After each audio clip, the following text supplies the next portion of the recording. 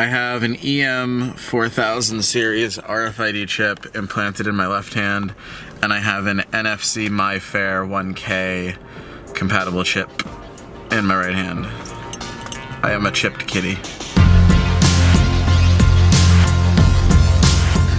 Okay, so FAQ time. First question is, well, what do they do? What is a RFID implant? An RFID chip is a small passive tag that can be used to store information and read it back wirelessly. It's what's in your credit cards that you just tap to pay. It's what's in certain hotel key cards. If you have a badge that lets you into locked doors and you don't swipe it, you just like tap it, that's RFID. Amiibos and those old Star Wars things, any kind of toy where like you put something on something and it wirelessly reads data or plays back some sound clip or something, like that's usually using RFID technology. I can use my chips to unlock my car, not my current car, my old car, unlock computers, open doors at my job. If I had a RFID cloner, which I do, and I find something that uses the same frequency as either of the chips in my hands, like a hotel key card or a proximity badge for a locked door, if I have the key, like, you know, I can't just magically break into shit, but if I have the key, I can clone the data on the key into the chip in my hand, and it can kind of be used interchangeably. Not all systems work like this because these chips do have security mechanisms, the same way that you can't really like clone your credit card's RFID and then use it. They do have security mechanisms. They do present themselves as smart cards. The one on my right hand, if I hold it to an NFC reader that's connected to a Windows computer, my hand will show up as unknown smart card in device manager. I'm serious, here's a clip of it.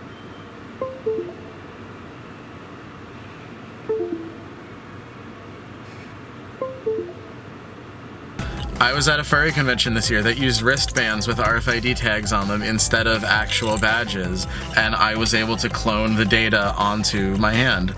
It's no more convenient than having a wristband, but I guess you can never lose it.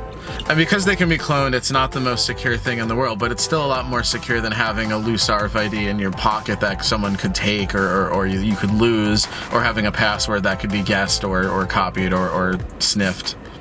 Aren't you afraid people can track you with that? No, because that's not how it works. Literally, you store data, you read data. The range is like, on a really good day with a really good reader that's like fucking huge, that's the maximum range. I have to put, if I want my phone to detect my tag, I have to jam my thumb right up against the phone in a very specific spot and hold it there for 3 to 4 seconds. There is no way that someone is accidentally cloning or writing to my tags without me knowing it. The range is almost embarrassing. When I try to demo this for people to prove out that I'm not bullshitting, I'll take their phone and I'll try to find it, and sometimes it takes 5 minutes because the power of a phone's reader is just so shitty. And NFC in particular, to actually read the data and communicate, it takes like a good 1 to 2 seconds minimum. This one is slightly faster, but you can't read it with a phone or anything interesting, so you can't really like do parlor tricks with it. This one acts as a standard NDEF NFC tag, so if you read it with your phone, like my contact card will come up with my URL, and you can store like a URL to a website, or you can store a small amount of data. I think we've copied like half of a MIDI file to it once. What made you want to do this? So I found out about this in 2011. There's a guy named Amal Grafstra. I apologize if I mispronounced that or misrecollected it. He had some publicity about his chips that he had done himself, and he explained biohacking and was really a big front runner. He had a website that explained, you know, the myths and the fallacies and the real facts and the stuff, and I read a lot of his stuff, and I'm like, I wouldn't mind doing this. This doesn't really seem that bad. There was no kits back then. Like, I had to figure out everything myself. I procured a single 2mm by 12mm biocompatible glass capsule. They're made to be injected into animals, but they have previously been injected in humans quite often. So I bought this from a guy on the internet that did these types of things with people, and he sent me one for $10. And when I got it, I had to disinfect it because I couldn't sterilize it. I don't have the equipment to do that. So I soaked it in various things, including chlorine bleach for a while, and completely made sure that it was as pristine as could be possible before I put it in me. You had to use a pet chip injector, and literally the form factor is exactly the same. The chips that you put in pets are virtually identical with the exception of the frequency. The one that I have is a 1K Phillips chip that isn't the one that typically goes into animals. The other thing is that animal chips get an anti-migratory coating, and the anti-migratory coating keeps it in a predictable place so that they can read it at a later time, because the only point of the chip being in the animal is to find it if it's lost. This anti-migratory coating was found to cause cancer in rats. Now that means nothing because there's a lot of things that cause cancer in rats, but I opted to not get one that had any coating on it. It was completely sterile, and if it migrated in my hand, well, then it migrated in my hand. It's used for my purposes, not some veterinary purposes, so that was okay with me. But I bought I think it was a $20 pet injector kit on Amazon, and it's a do-it-yourself home inject your animal kit. These exist, they probably still exist, and it's kind of awesome because it's really straightforward. It's relatively safe. Don't do this at home. You take the injector and you take out the chip that it comes with, and you throw away all the shit that, you know, they want you to register. It's really cheap because you buy this animal kit, and the whole point is you register with this service, and you know, because chipping your pet doesn't do anything. It's not like a tracker. There's no GPS. It's one of the big common misconceptions. People think that there's like some GPS unit in there. There's no battery. This chip is like the size of a grain of rice. There's no battery, and the only way that you can detect it is by actively shooting radio waves in your hand from a very close distance. There's no Big Brother aspect to this whatsoever. But because of that, like, the only reason why you put it in your pet is because it has a unique number, and you register that in a global database. So if someone finds your pet, it's not like they know the location because it shows up on a map or something. It's that they find your pet and they detect the chip with a reader, and that number, they look it up in the database and they figure out who owns the dog. You know, assuming you're paying for that service. If you stop paying for that service, then they call you up and say, we found your dog, but you need to pay us in order for us to release your information to the people that bought it. Anyway, I digress. So you put the chip in the animal injector, and you pinch the skin, and here's a clip of it. Forward to this time right here if you get squeamish about injections or needles and don't want to watch this. One of the gloves is on my left hand, and the other glove is on Brad's right hand. Brad's right hand is holding my right hand, and I'm doing the injection here. So the first time I did this, I bought a series of creams. I bought a series of lidocaine creams to try to numb my hand because I thought that it would hurt, and that would be the reason why I failed, would be that it would hurt too much. So I bought like this weird tattoo numbing cream and all this shit. It didn't work at all. It didn't numb anything. Topical lidocaine is just a big sham. The best you're gonna get is like when you put Bengay on your skin, it feels kind of cool. That's it. The shit you get in the store is shit. But it wasn't a big deal because it wasn't any worse than just getting a fucking shot. In fact, it was better than getting a shot because it was just right in fatty tissue. There was like no...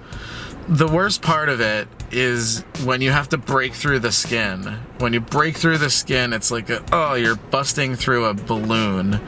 You're busting through like a garbage bag. And then once you're there, you're like, that's it, we're here. And then you push the chip in, and you carefully pull the needle out while holding the skin so that the chip doesn't come out with it, because the vacuum as you pull it out will pull the chip out, and you don't want to do that. And that's it. And literally not a single drop of blood, and it healed within an hour. Within an hour, it was to the point where I wasn't afraid of it coming out anymore. Like I still had a bandage on it. It was like a Band-Aid. I had a Band-Aid on it for like 2 days. And then after that it was complete. It was like, it's in there. It's fucking in there. I mean, the second it's in there, you detect it, you make sure it's still working. Like, God forbid, you know, it stops working the second you put it in. Like, you know, your biggest fear is that it's too deep and you can't use it. So by the time I did my other hand in 2013, they had a kit on dangerous things. I don't know if they still have them, but if they do, I'm not endorsing them. This is not a paid product placement. It's just I'm just telling you that by the time enough people had done this had gotten enough of an interesting following from enthusiasts that by the time 2 years later that I did my other hand, I didn't have to worry about buying Betadine or buying a pet injector or buying a chip from some random guy on the internet. You could buy a package that had everything in it. The chip was pre-sterilized. It had complete instructions. There was a video that told you how to do it. And again, like, I'm not suggesting you do this. Don't do this at home. My company didn't make me do this. I don't think it's right if a company makes people do this. Certainly not a money-saving endeavor. Fingerprints and retina scans work just as well. Modern biometrics, like if you've ever seen Windows Hello, use Windows Hello. That's amazing biometric technology. This has nothing unlike Windows Hello. Windows Hello is $0. No one has to put anything in their hand. There's no risk of infection. There's no moral objection to it. You just take a picture of your face and you're good. So this will always lose over other security measures because unless you're doing it to yourself, you gotta have a chain of trust. And, you know, if you watch my security videos, you'll know about chains of trust and why that becomes problematic. Aside from logging into one of my computers, I don't really use it day to day. I really should get a RFID home lock deadbolt for my front door, but I'm just lazy. Does it still hurt? Do you still? No, it never hurt. The syringe hurt like, you know, a shot. And then after that, nothing, like no healing, like literally, it was better than a paper cut. One of the guys that I worked with, right after I did this, also did it to himself. He's just that kind of guy. And he did it a lot more shallower than mine. I think he did it between layers of skin. His was totally visible from the outside. If he could show you it, he could pinch it up. Mine, I have really fatty hands. They're in there. They're fucking in there. No one's seeing them. With that said, if anyone out there has a person in the radiology industry, if someone out there can take x-rays and would like to do a pro bono x-ray, or if I'll pay you an x-ray of my hands, I would love to see my chip. I would love to see my own x-ray. I have talked to, every time I've gotten an x-ray in the last 5 years, I have bribed the doctor. Can you please, I will pay you. It doesn't have to go through insurance. They will not x-ray you. It's a scam. You cannot get x-rayed in this country unless a doctor says you should be x-rayed. It really pisses me off. If you have an easy way of getting me an x-ray, contact me below. Because there's a YouTube channel called Mike's Electric Stuff where he bought a x-ray scanning machine from an airport. Like, he takes apart old electronics, and I'm like, that's the only way I'm ever gonna get an x-ray of my hand, is if I buy the equipment to do it myself. Here's what an x-ray of a hand looks like. This is not my hand, but this is what it would look like, and I'm just curious to see how aligned mine is and what it looks like, and you know. Have I thought about any other bizarre body modifications? I have thought about magnetic fingertip implants. Not because magnets are cool and it would be cool to have magnets in your finger, but when you have magnets in your fingers, you can develop these weird senses, like a sense of alternating current, like you can actually feel electricity if it's done right. But then there's also lots of problems you get when you have magnets in your fingers, as you can imagine. Like, I wouldn't like to work in a job where there's a lot of shavings or staples or push pins. Oh my god. Anyone with these types of body modifications, please leave comments below. I'm really curious. School me on this. If you can convince me to do some other type of weird body mod, I would do it on YouTube, but convince me in the down below. That's what I'm calling this from now on. It's the down below. Like Five Below, except this is the down below. Five to the side, down below. If you want to hear more shit about my life or security, technology, whatever the fuck, subscribe. You can always undo it. I can't undo this without slicing into my hand. There's a YouTube video, there might not be anymore, but there was a YouTube video of someone extracting a chip from their hand. They had to scoop around searching for it. And that might be my downfall, is that I've already chipped both of my hands. So if another type of chip technology comes out and it clashes with either of these frequencies, it's really going to be hard for me to remove the ones I have. Luckily, they probably won't use the same frequency, or I can, you know, it won't interfere. But there's other places you can chip yourself, but it's just not as convenient. I gotta go. I have to pick up my glasses from Lens Crafters.